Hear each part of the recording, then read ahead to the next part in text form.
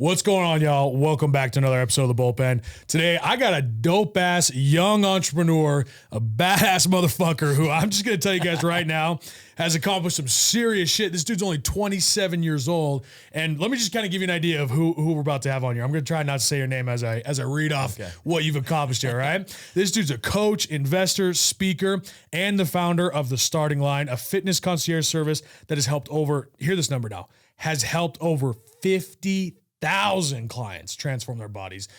That's not like 500. That's not 5,000. That's 50,000 people. That's a big ass fucking number.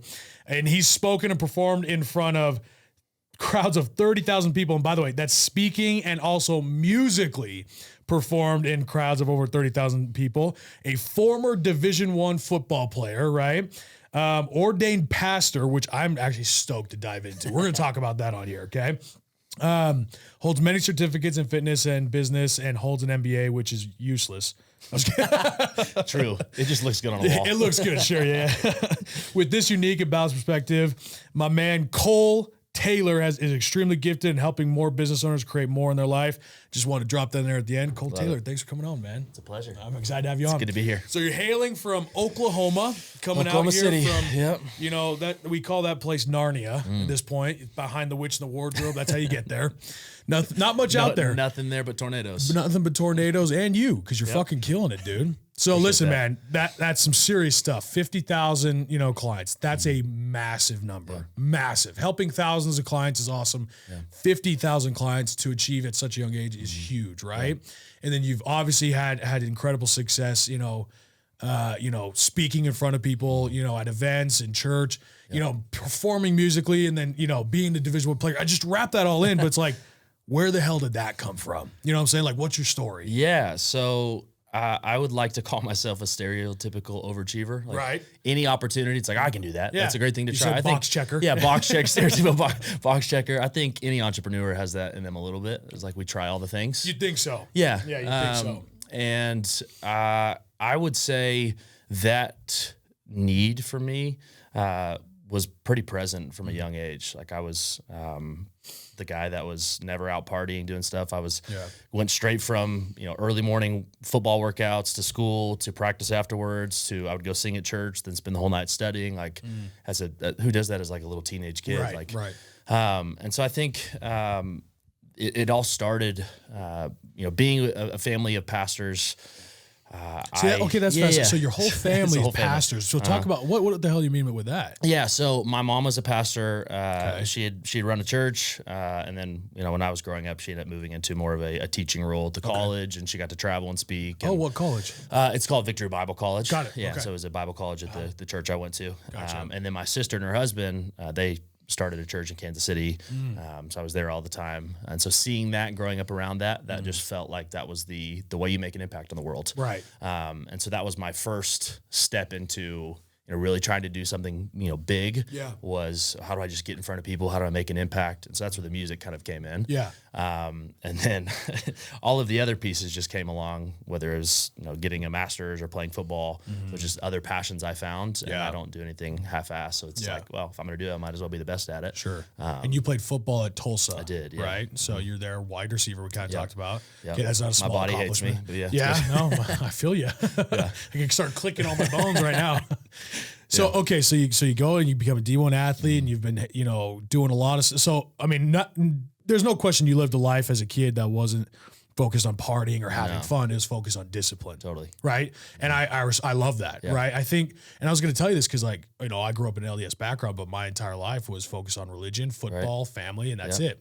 I didn't fucking party. I was fat, so I didn't have a lot of friends. I was bullied. It's like shit. Right. Yeah. But I just developed a life of focusing on reading scriptures, focusing on God, speaking in front of thousands of people, literally preparing lessons to train, but then also, going and playing football, right? Practicing football, putting in those extra hours, which I'm hearing your story and I'm like, it's a different life. I know life, for a fact that's exactly what you're doing. Yeah. But it builds something in you. Yeah. It's to this day, I whether it's clients we work with or friends, like, bro, how do you how do you live like that? Yeah. You're so consistent, so disciplined. Like even when you're traveling all the time, it seems like you're, whether you have meals with you or you're eating at restaurants and you're picking the good options, or you're up early working out before, like people just don't understand it, but that's something that's cultivated at a young age. Yeah. I told this to somebody the other day. I remember as a 10-year-old doing sprints by myself on the street, like screaming at myself, like I have to be the best. Like what 10-year-old like does that? Right. But I think just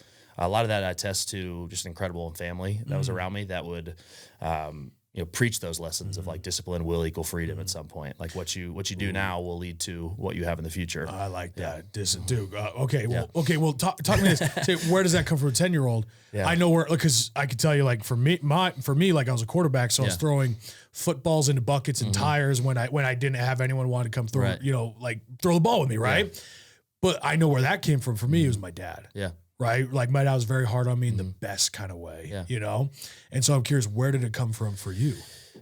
I think there's a couple things. One, I think it's just a natural, like, bend towards wanting more. Okay. Like just a competitive just something edge. You've always wanted. Yeah. Just always been like, and I think it's made me who I am, but that's also the dangers of it, because I tend to find my worth in the accomplishment, which is something I've had to work through. I think most high achievers do, but I think that's where I saw like, oh, people celebrate you. People want to be around you if you accomplish something. And so I think at a young age, that was probably driven by insecurity in some sense. Is like, how do I accomplish something so I feel loved, feel seen? Why insecurity? Why was it like that? I don't know. I think it's a good question. I think, again, some of it might be natural bent. I will say too, and this probably will be something we want to talk about when it comes to why fitness is such a big part of my life. But I've gone through a ton of loss. I've lost both my parents. Oh shit! I didn't know that. Yeah, I've had a big part of fitness wise as well is my dad passed away of a heart attack. His dad passed away of a heart attack. How old was he? He was 50. That's young. Yeah.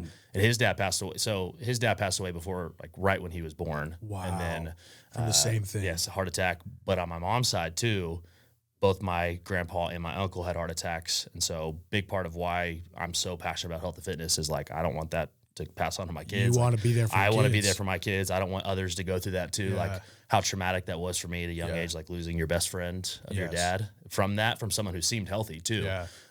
So he kept relatively healthy. Yeah. So he had actually just come in from a run. Like it was wild. Wow. And he had gained, like dad bod. It wasn't like he was like incredible shape, but it was someone that, stayed consistent and still worked out. Yeah.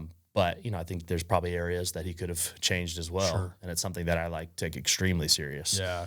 Just because I don't want to go through that. I don't want my kids to have to feel that. I don't want the people that we helped to go through the pain that we did. That's wow. How old were you when that happened? So when my dad passed, I was 16, 17 almost. Oh my gosh. Yeah. Right in the prime of high school. Mm-hmm. Jeez almighty. Yeah. Okay. So how did that, actually, let me ask you this. we just went a totally different direction. No. This is important because like that's when you say the word your best friend, like, dude, I'm just, my dad is my best friend. Totally. I just couldn't imagine, So how did you feel when you found out, or what was going through your mind, man? I was the only one there when it happened. So I had just got home from football practice, which was a big part of our connection too, which is why wanted to push into college, why I still have such a passion for the game. Yeah. Is because that's where we connected. I remember being a 5-year-old boy playing catch with him and playing games of, you get 5 points if you catch it with one hand. That was all of our conversation. Right. But I had just got home from practice. I was sitting in my room doing homework. And he walks in from the run, standing in the doorway in the middle of talking, just falls over. And he was just gone. Like just that? Gone in the middle of a sentence. I'm the only one home alone. And so it was a, very traumatic experience that you have to grow up real quick. And so that was I think when you talk about the achievement part, that totally fueled that fire. So I think I already had it in me, but over those next 4 years, I became a completely different person, 10X of from where I was. Cool. I had done some singing and school was good, but over that next 2 years, even finishing high school, I was a National Merit Scholar. I was an all-state football player. I was singing in front of thousands of people, not because I even, I loved those things, but there was some sort of internal drive. I have to prove something now. I have to live up to this. These were what he wanted for me. So definitely tough. And I have 3 older sisters too, and a mom. And so I was like and it's I told you my mom had passed away. So it was kind of stepmom and 3 stepsisters. I don't see it that way because they're incredible in blood, or more important than blood to me. Yeah. But you immediately have to grow up quickly because now it's like, I'm the man of the house. Like I gotta, so it was weird. I don't think I ever really, until more recently, processed through it or kind of found health in it. It was more of I just got to step up and both prove myself, but then take care of the family. And this was a lot. Cole, can I ask you, man? Yeah. The moment you saw your dad keel over, dude, can I just ask you, like, what was that like?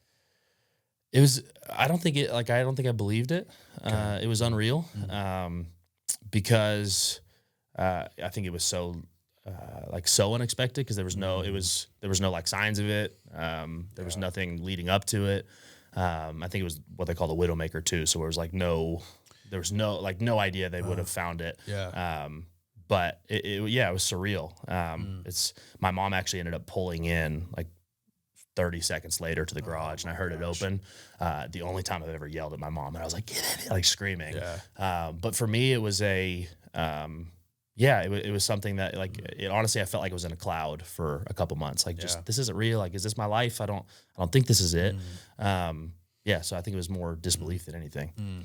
A lot of people take a traumatic experience like that and they use it in a way of anger, almost like to get back at the world, right? And almost like, because obviously there's a lot of people who come, on this podcast, a lot of people I've connected with, and a lot of people you've connected with, a lot of pain that happens in people's lives.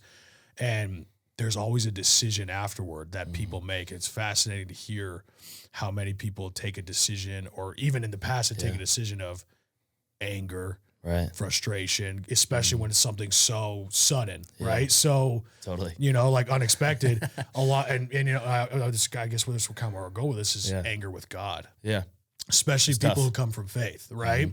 Of taking it out on God, right? Making God the that kind of thing, right? Yeah, blaming him, Did that ever go through your mind? Was that ever a thought process for you? I think it does for anyone if they're real. Yeah. I think there's, and this is a problem that I have with any sort of religion, is most times people can't actually be real with their thoughts. They feel like they're going to get in trouble, or, they're going to disgrace themselves if they question God. Yeah, right. But I think the faith I have is very relationship based. It's not I care way less about structure and more about the heart and what I believe and who God is to me. But I think there definitely was that. There was a period of I don't know if it was even anger. It was more of just is this all real then? This is the best person I know. The one that taught me my faith, my mom as well. But I had a different sort of relationship as a man. This is the man I want to follow after. And then the best person I knew. If that person did everything right and he loses his life early, what is this all for? And so there's a period of that. But I think really it doesn't become faith until you have to believe when it doesn't make sense. And so for me, there was that decision point of either I abandon this whole thing or I got to lean in harder, knowing that all this is true or it's not, but I have to decide from here. And for me, I think deciding that this is something I still want to pursue, and looking back and seeing what else got, I think the story of what brought me to that point is a lot of what got me through it, if that makes sense, because having lost my mom at birth, but getting to that point and now having 3 amazing sisters and a stepmom, if God hadn't worked all that together from my belief, I would have been an orphan, had no one. Right. And so I think some of that, being able to look back and say, well, he's been with me this whole time. I've been able to get through this, hearing my dad kind of talk about that too, up to the point, how God had gotten him through that and his faith had gotten him through losing his wife. Yeah. I think looking back and seeing that helped me have the strength to do it. And then also make the decision hey, it's what's gotten me here. I would much rather have this faith as a foundation than say abandon it all. And for me, that would unravel everything. It's what is my life at this point if that foundation is gone, if that makes sense. No, I love what you just said, because you talked about it's more of the heart than the structure. And I think that's where a lot of people fall wrong, especially in religion. Totally. Is they become so focused and so heavily reliant on the structure of the religion as opposed to as opposed to the principles of God, right? And the principles of God are this. There's God, there's light, but that means there's also evil and there's darkness, right? And not necessarily to say, like it was the devil or anything, but it's just there's darkness, right? This is a fallen world. This is a mean and nasty place. And that means that there's going to be a lot of darkness in our life.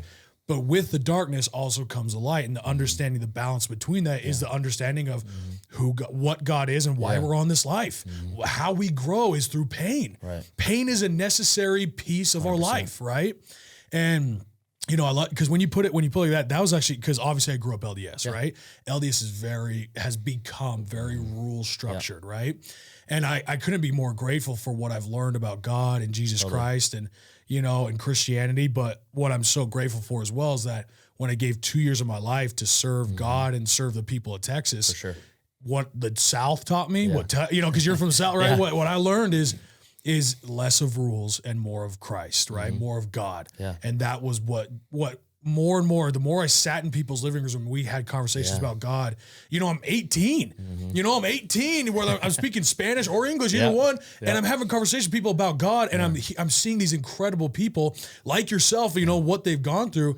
And the more and more I look at it, the more I'm like, it's not about the rules. It's about who you are as a fucking human being. Yeah. And I'll throw out the fuck word. People don't like that a lot, but it's like that's what it's about. Yeah. That's what it's about, is who you become. Yeah. That's what God wants. So when you talk about their faith and, less about the religion, more about the heart, I love that, because that's exactly what it is, man. Well, it's the principles of life, that's right? what it had to become too, because at that point, all rules go out the window. Yeah. Like if, because all the rules I've been living by, you do the right things, you have a good life. Well, it's like he did all the perfect things. So and his life was, exactly. So at that point, it's like, it's got to be relationship. Otherwise, none of this matters.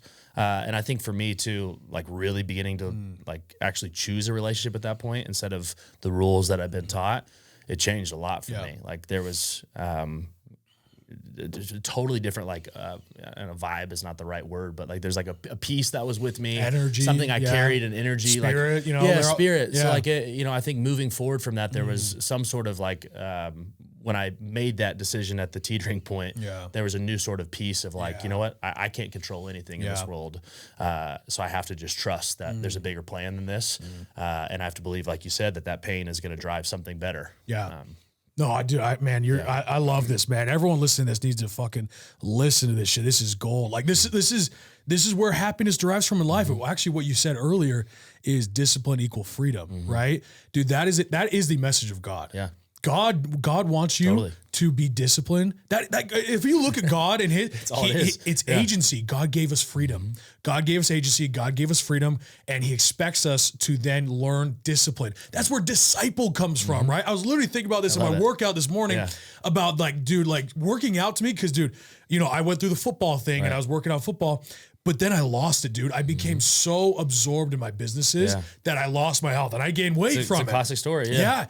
But then I really had a reinvigoration of like my thought process, not just working out just because I need to working out because it's spiritual, 100%. Working out because the discipline is what creates the freedom.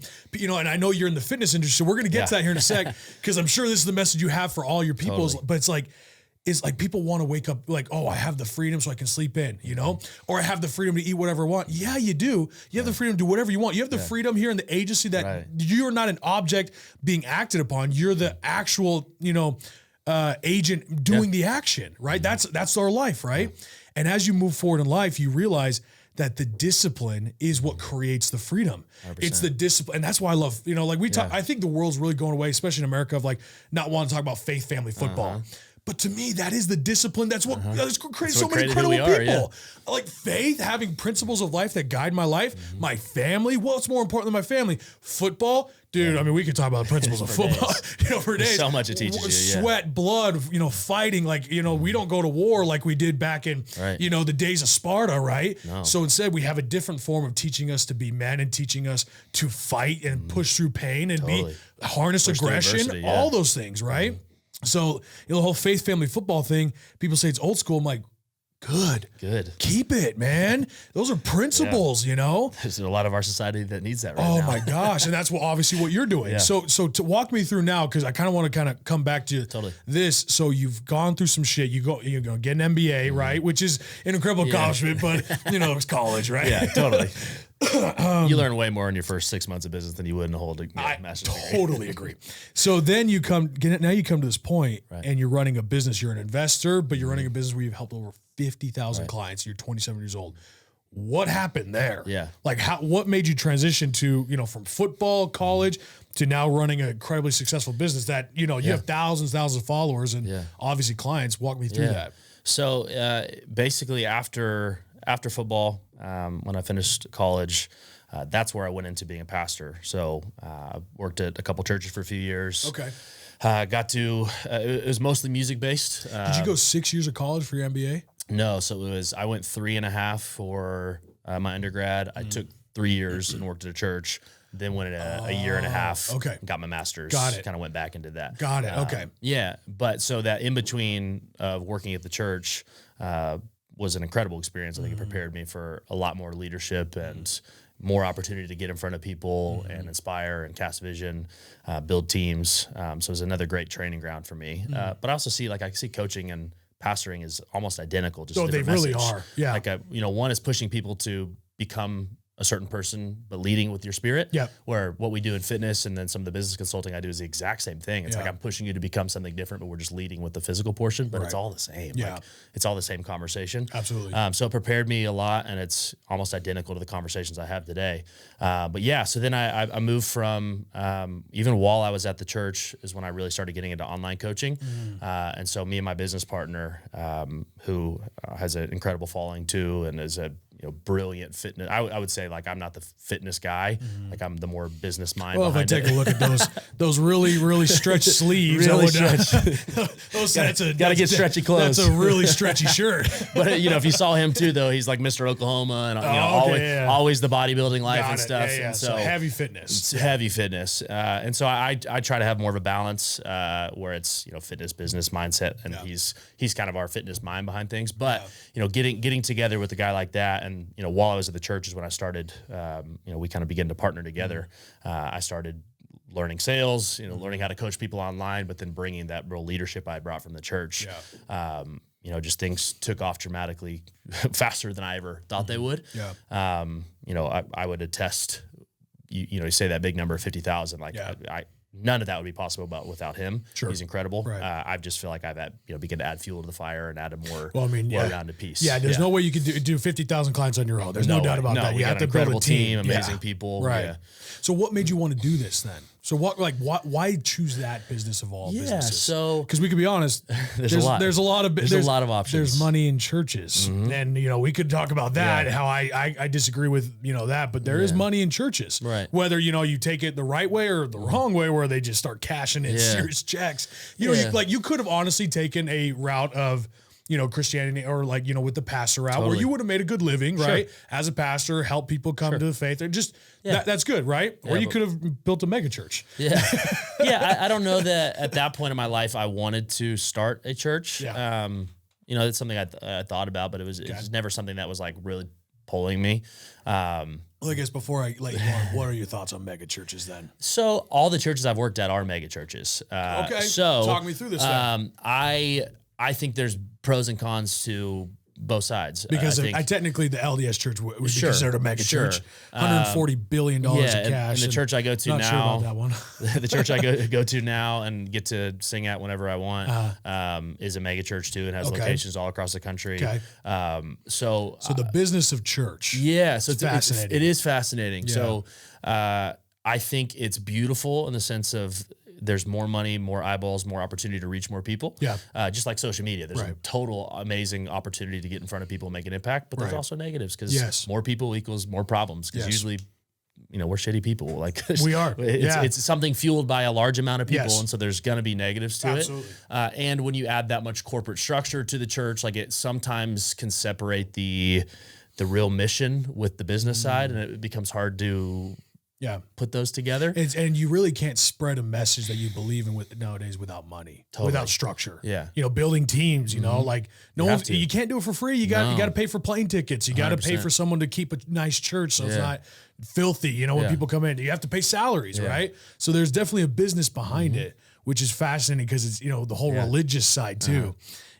So that's fascinating. Yeah. Right, so I believe in it because I know the impact that I've seen from the inside, but I've also seen the bad of it too, because it's people. Right. And it's never the organization. Right. It's always the people that are making the decisions. It's not the message of God. It's the human beings and who are running it. That's the fact is it's, and I always make this joke, like, just because someone finds Jesus doesn't make them not a crazy person. Like they could be psycho before they found Jesus, and just because they love Jesus now doesn't mean that they're not an awful person. Matter of fact, most likely they were crazy because that's why they found Jesus, because they needed it. Yeah, that's kind of the idea of Jesus, is that you need him because you're fucking crazy, because you need to fix something. Like that's the idea of Jesus. So actually, we're talking about Keaton. Like he was on here, we were talking about God on this podcast, and it was fascinating how he talked about how if Christ came down, he thinks Christ would mostly be hanging out with the sinners. Totally. Not the self-proclaimed righteous, the sinners. And I'm like, because that's kind of the point. That's what he did in the Bible, That's the point. He was always hanging out with the sinners, the tax collectors, the people that everyone looked down upon. Yeah. He's like, you guys are like the Pharisees of the day, which are the people that were the perfect, we follow the rules, we're stuck up. Yeah. He didn't want anything to do with them. He wanted the people that actually needed him.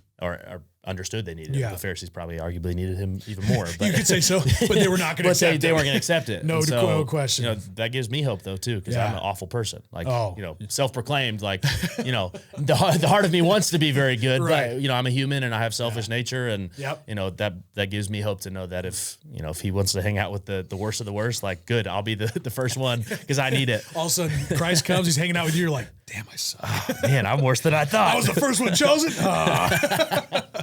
Okay, anyways, let's come back to your story. So, business. You choose the business. Why this business as opposed to anything else? So some of it was just opportunity, like getting connected with my business partner. He had already done it for a few years before me, and just showed me what was possible. And then also just the passion that I have for health, obviously with football and loving that discipline. And I had already, I'd been certified for years and done group fitness and online training while I was at the church. But really, the stuff I'd gone through, especially with the heart attacks in my family, like there's so much passion for me of like, honestly, like it breaks my heart while even walking down the street sometimes. Like I see people that are extremely overweight and I'm like, not in a judgmental, like, how could you do that? But I'm like, how do you not see what you're doing? Like you're going to put your family through this. Like that's the message that needs to be put out for that. Yeah. Obesity will kill you faster than anything.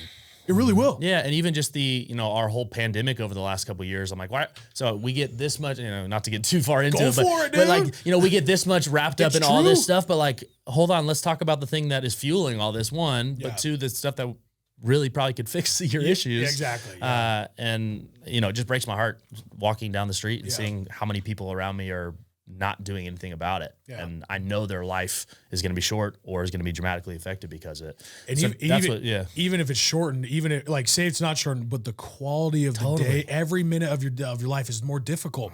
Oh, dude, like, and I feel like, dude, I was a Division I quarterback. I was in great shape, man. I was working out for 3 hours a day. You remember those days. Yeah. And I start my business and I kept working out, but I'm so, like, I got so mad at myself because I let my business take over me. 100%. And I gained weight and I hated life, dude. Yeah. Even bending over to tie my shoes was slightly more difficult because I'm bending over and I got my, my belly or whatever. I'm like, fuck this shit. Yeah. Like my quality of life is going down. Yeah. And I'm like, I'm pissed.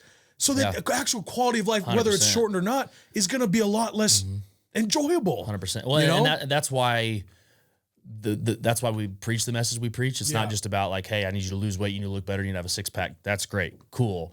Most of our clients are business owners, and we're preaching like, hey, how much better would you perform if you could actually, one, feel confident, but two, the energy, mental clarity. The difference of how you feel on a day-to-day basis from when you were, where you were to where you are now. Like, it's dramatically different. I know this too, because when I stopped playing football, I gained like 60 pounds. Like I was... Like I look like a totally different person. I feel so much better now. It's not you. Like you go from working out, eating whatever you want, shoving your face. Like we had some weird experiences where I had to actually make weight and go continue to eat. Oh yeah. And you ruin your relationship with food. We were probably eating 5,000-6,000 calories a day, whatever the fuck you wanted. But then when I was so done with working out at that point. And so I gained a ton of weight too.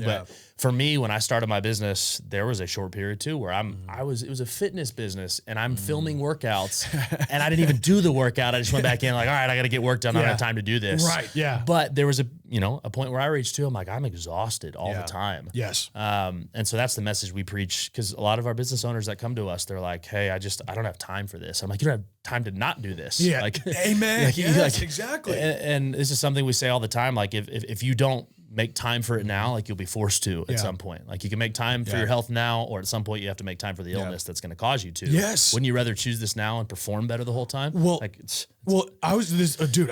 Everything you're saying, I'm glad you said it, because this has been I've been on this thought process for a while now, and I thought about this. I'm like, if I were out hanging out with my friends or whatever we're doing, right? Or if I was out working all day and I go, oh man, I haven't eaten today. Yeah. Right? I go, I haven't eaten today. You know what everyone in the room would do? Or everyone would be like, oh shit, let's get some food. Yeah. Like, okay, we'll order some food. You're like, right. That's a priority, Totally. right? Like, okay, we got to make sure you eat, right? Yeah. That's a priority of life, right? Or could you imagine going days without sleep? Like, no, it's not. Of course, like, dude, I haven't slept. Dude, go home and take a nap, bro. Like, it's got to be priority. Yeah. And I was just thinking about this, like, why is my health not as much of a priority as that? Like if I were to be around my friends and all say like, oh, dude, I haven't worked out today. Shouldn't the message be the exact same? Dude, go. Oh, dude, like, okay, let's do a stop workout this right meeting, now. let's go work out. Hey, do push-ups. Yeah, we're going to do 100 push-ups, 100 sit-ups, 100 squats, just quick, they get your heart rate up. It's like, shouldn't that be the same priority? Because it is that high of a priority. It is. It's the exact same of eating food, eating the right food, and exercising. It's more than just like you're saying, the abs and everything. Dude, it's spiritual. It is. It's the discipline. It's the cleansing of the mind. It's the discipline of being healthy. It makes you a different person. Yes. It literally does. Yeah. So why is that not a priority? And I'm going through that process because I'm like, my business became more of a priority than my own health. Well, the deal is, and it gets back to what I believe is the definition of discipline. Discipline is choosing what I want most over what I want now. And that's what people don't see when it's sacrificing their fitness for their business. Is that's really just a lack of discipline. Like what they want now is to grow their business, to make more money, but what they really want is a sustainable life and that freedom. They want the money too, but they don't realize that the money won't matter if they die early or if they crash and burn or what. So that discipline, allowing yourself to actually choose what I want most, is all of these things, not just the business without all the other stuff. Yeah. But nobody wants to have the discipline to actually do that. Well, as a business owner, I perform a million, and I'm not even exaggerating. I perform so much better when my health is priority. When I've exercised, when I'm eating good, my mind is more clear. The decisions I make are way better. And it's just like, I just look at decisions then versus now. And like, were my decisions bad? No, like my business is doing, tens of millions of dollars a year in sales, right? I'm not doing bad, but I know for a fact I'm doing better when I'm healthier. My mind is more clear. My decisions more clear. My anxiety is not as, as high. People around you probably like you a lot better. They like me a lot better. I'm more confident. There's a better energy about me. So if I sit down with clients, my energy's better. Just all the things combined. I'm like, and it's funny because I was reading this thing about Jeff Bezos. Yeah.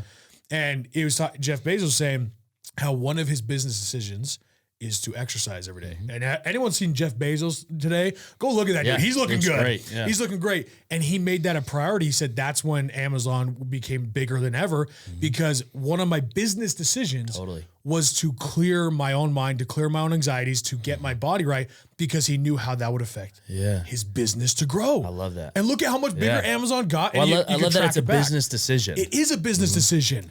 You're going to be you're going to perform better. You're not going to make decisions so much out of anxiety as a place of abundance and strength and discipline. You're going to perform a lot better as an entrepreneur. Yeah. And this is something we preach a lot too, is as an entrepreneur, your business is a reflection of you. Amen. If you're not healthy, if you're not growing, if you don't have energy, how are you ever supposed to have a business that you is going to be healthy and growing if you're not healthy and growing? Like, it doesn't make any sense. No. How am I supposed to show up and lead a team of people when I'm exhausted, I have no mental clarity, I'm gaining weight? Like, that's the projection that I'm giving to everyone around me.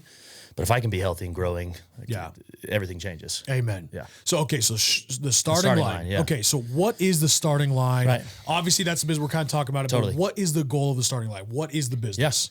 So we work By the way, sorry, I just whistled in everybody's ear. Listen to this. That's cute. So the starting line is what we like to call more of a fitness concierge service. Interesting. There's coaching to it too. Okay. But what makes us very unique is the concierge that we provide. Most of our clients are either business owners or extremely busy professionals, executives, high-level employees that their schedules are crazy. Which so is if they're, a great market yeah, to hit. if they're traveling, or just their schedule is nuts, it's inconsistent. Most of those people can't stick to a traditional fitness coach. One, it's location wise. Like if you're going to an in-person trainer, you just can't so that's the beauty of online. But two, a lot of our clients have worked with other online trainers, but how am I supposed to stick with my diet when I'm at this event and they cater the food for me, or I'm in meetings? I'm already loving this. I'm feeling, So what we did is, and this is actually a newer development, the starting on wasn't always the concierge portion too. It was, we get people in shape online, but we've really seen a need from our clients in that community, because that's the world I live into, and the more consulting stuff we do, is they just can't stick to the things that we would prescribe a normal client that has a routine. And so our aim was to solve that problem for them and do the heavy lifting for them, if you want to use that pun. But where we order their food and supplements for them and send it to their house, or if they're traveling, we can send it ahead of time. We'll book gym passes for them on the road, adjust their program depending on what's around them. Even order Uber Eats to their conference room if they don't have access to food. They can send us screenshots of the buffet at the event, and we'll make adjustment. Whatever we have to do, we are fixing your problem for you. You have no excuse. You don't have to seriously, that's dope. We're the fitness administrative assistant or executive assistant for them, to where they literally don't think about it. All they do is show up, open my app, I do the workout, and then the food shows up in front of me, and I don't have to think about it. Dude. Yeah. Literally, that is a genius business model, because you're hitting a massive group of entrepreneurs who need that. Totally. Dude, you know why I think it's such a great idea? Because I fucking feel that. Do you know how many, it's tough. Dude, I think I flew every other week last year, and this year I'm no different. I'm somewhere new eating, and the truth is, dude, I can't always eat what I just have to eat. Yeah. And so I'm like, what do I eat? Where am I eating? And I had a trainer help me with it. I'm like, I can't follow this. There's no chance, dude. No. I would fail if I had to follow this. I'm loving this. Damn, no, dude. We get it. And some of this too is just personal experience. I'm on the road. I have 2 trips this week, 2 next week. I'm on the twice a week right now, whether it's speaking engagements or some of the consulting stuff I get to do. It's hard for me to find food. And obviously I've learned tips and tricks because this is my world, but I think through the people that aren't armed with that knowledge, what would if this is all that's in front of me, what would I be able to do? Some of the times, I don't even have an option. Yeah. And so it was really thinking through, how can we solve that problem? Well, let's just do it for them. Yeah. Some of these guys have come to us, they're like, I will pay whatever it takes for you to solve this for me. And so it's not even a money issue ever. It's a time and a knowledge thing. Yeah. And so it's we'll just do it all for you. It's almost like you're done for you fitness. As long as you show up and do the work and work out in the mornings, we will send it all for you, and you don't have to think about a thing. Nah, dude, what a fucking genius business model, man. That is dude, I'm getting chills. I love this shit. Just solving a problem. It's a big need, and we filled it. Massive problem. Wow, dude, I'm just trying to think. Now, what are your thoughts? Do you guys implement stuff like factor meals or those kind of meals, or what are your thoughts on that kind of thing? Yeah, so honestly, we care the most about long-term sustainability. It's progress over perfection is the thing we preach a lot. And so even if it's not the ideal situation, you cook your meals and you pick the most high quality organic chicken breast, and it's cut off the fats on the chicken. But the deal is, it's never going to happen. Yeah. And so we give whatever opportunities. We partner with meal prep companies that we can send it ahead to them, or if we need to order from restaurants, I care more about them just getting good quality food. But yeah, we a lot of it is meal prep partners that we can send. Makes it easier for them because they just throw it in the microwave. But again, if they don't have microwaves, then we got to order Uber Eats find the restaurant. I literally because I had factor meals and I took them with me, and then the hotel, I literally went down to the I'm like, hey, do you guys have microwaves? No. I'm like, what the hell? Nobody wants to eat some cold chicken breast either. I know, I'm like, I'm not eating this. I'm like, all right. So then I got these meals. I'm like, well, these are done. So now I have to go eat out. I'm like, what was the point of that shit? And we get it. Yeah. Dude, but what you're solving more than anything is mental fatigue, or the decision fatigue that entrepreneurs 100%. Have. Again, that's why we dress in all black all the time. Dude, thank you. That's literally, my wife gets on me. She's like, you're just wearing the same shirts and same, it's easy. I'm like, yeah, because I literally am feeling every day, these decisions actually are tiring. Yeah. To choose my shoes, to choose a new outfit every day and that's why I'm getting lazy. I'm wearing hats all of a sudden, dude. Because the mental fix my fatigue. hair. Yeah. I'm like doing my hair, like these small things. And I was talking, like, do you know Ed Milet is? He was talking me about how he doesn't own any power tools. He doesn't own anything for his yard. He's like, because that alone, takes up so much energy 100%. That I cannot afford. Look at Mark Zuckerberg. That dude, that fucker wears the same shit all the time, right? Even just making the decisions of what to wear actually adds up, right? And so what you're solving is a massive problem. Health being a top priority, but also not having to worry about that decision. Right. Where am I going to eat? What am I going to do? That actually creates a lot of energy and wasted energy just to try to figure that out. So with your business model, you're solving a massive need of the decision fatigue that 100%. Entrepreneurs go through. Yeah. But on top of that, not only is it giving them that brain power back, it's actually making them money. And this is something we talk about a lot. When you look at your cost per hour, like, say I ask an entrepreneur, like, what would you charge for an hour? Like $1,000. Cool. Awesome.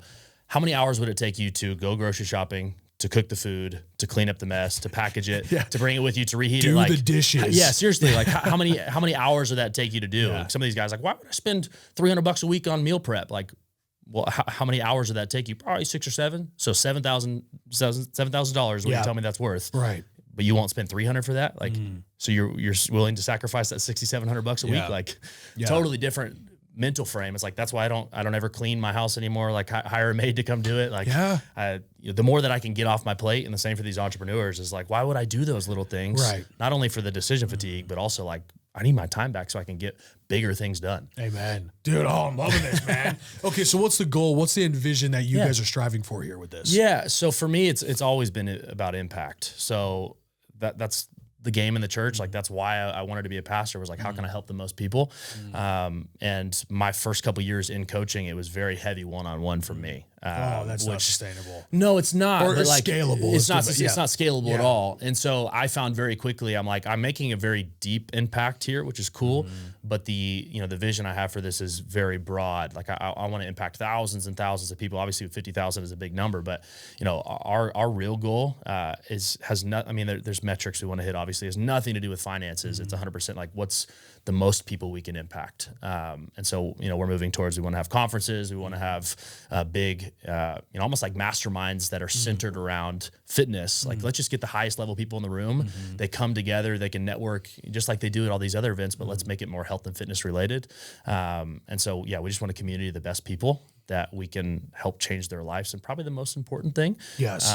But nobody wants to talk about it. Like, I'll get together and we'll do, real estate deals all day. Cool. But how come we're not talking about our health? Like, that should be the first thing we talk about when we get in these rooms. And so for us, it's just building a big community of impact, and how can we help the most people possible? That's the envision. I'm not looking for a big exit from this. Like, it's something that, is going to continue to obviously cash flow, and we've got an amazing team, but it's more of just like, how do we continue to get in front of the most people possible? Right. Damn, dude, I'm loving this. Yeah, it's fun. This is great. It's such a blast. Like, more like, and honestly, like, there's a period where, and even now, like, my one-on-one coaching will make me way more money than this like community could, until it reaches a certain scale, like that'll probably flip. But like, I don't even care. Like, it's the impact of like seeing how many people's lives are touched is way more fulfilling than any money could ever be. I love that. That's awesome, dude. Yeah. Well, let me ask you this. We've spit some fire on this podcast. We talked anything from religion to discipline to health, right? We talked, your story's incredible, dude. Like, I'm listening to this. I'm becoming your biggest fan. I'm rooting for you guys. I'm loving this shit. I appreciate it. This is good stuff, man. But listen, if there's one thing you want to leave our audience with, what would it be? One message. I think the biggest message would be, the life that you live is the life that you decide. This is the biggest freedom has come for me is realizing, like, I have full control of my life. The decisions I make, the habits and routines that I have, they produce my future. It's not the parents that I had. It's not the religion that I came in. It's not the loss that I faced. It's not the race that I am. Like, none of that determines. Because you could say, like, losing all of my loved ones is something that would not set you up for success. And I'm sure there's people that have way worse stories. Sure, but until you realize, like, your future is decided by you, you're going to decide a terrible future. Like, not deciding is deciding. So for me, it's just like, I want to encourage people that your life will be what you decide. Your habits, your routines, your decisions, that will determine your future. So take that ownership and say that I want a future that I deserve. I want a future that my kids will be impacted by, that the world will be impacted by, not the future that I feel like I have been given. Love it, man. Giving me goosebumps on this episode, bro. It's an honor to be here. No, dude, I'm grateful you took the time to come out here, bro. If people want to get a hold of you, if people are, because a lot of entrepreneurs listen to this podcast, right? Yeah. If people are interested in getting a hold of you, getting in on the business, all that stuff, where do they go? So 2 things. If you want to connect with me personally, Instagram's typically the best. Cole spot. Taylor, right? Yeah, Cole David Taylor. Cole so first, David middle, Taylor. last name. Okay. I'm not cool enough to have my first and last name. But yeah, Cole David Taylor. And then if they want to check out our business stuff, honestly, I said impact was the biggest goal. So I'm happy to just give like free trials to people. That's something we've been doing lately is like, why don't you just try it out? If you like it, cool. We can continue to help you. So something they could do, this we've been giving out lately is tsltrial.com. So the starting line, so TSL trial. If they just want to try out our services and see if it's something they want, like literally, I'm like no card, no nothing. They can literally try it out and see if they like it. That could be something they could check out. That's or awesome. If they can just reach out to me on Instagram too. Cool. Seriously, the goal is just impact. So more people we can help. And what's cool too, that the trial too, like people that don't decide to move forward, they get a free program and they get to keep it. It's all customized. Like that's awesome. We do crazy blood, gut health, DNA testing for people too. That they, it's all included with that. So talk about gut health and blood work. Oh my gosh, it's huge now. Yeah. So important. Dude, I'm loving this. I love it. Everyone go follow this dude right now. Obviously, we just had a ton of fire spit on this. Fun. Obviously, you got some good stuff going, dude. Like that's a massive business you guys are building. I'm excited about you guys. We'll link all this in the bio, and man, appreciate you coming on. Pleasure. Thank you. Appreciate it, bro.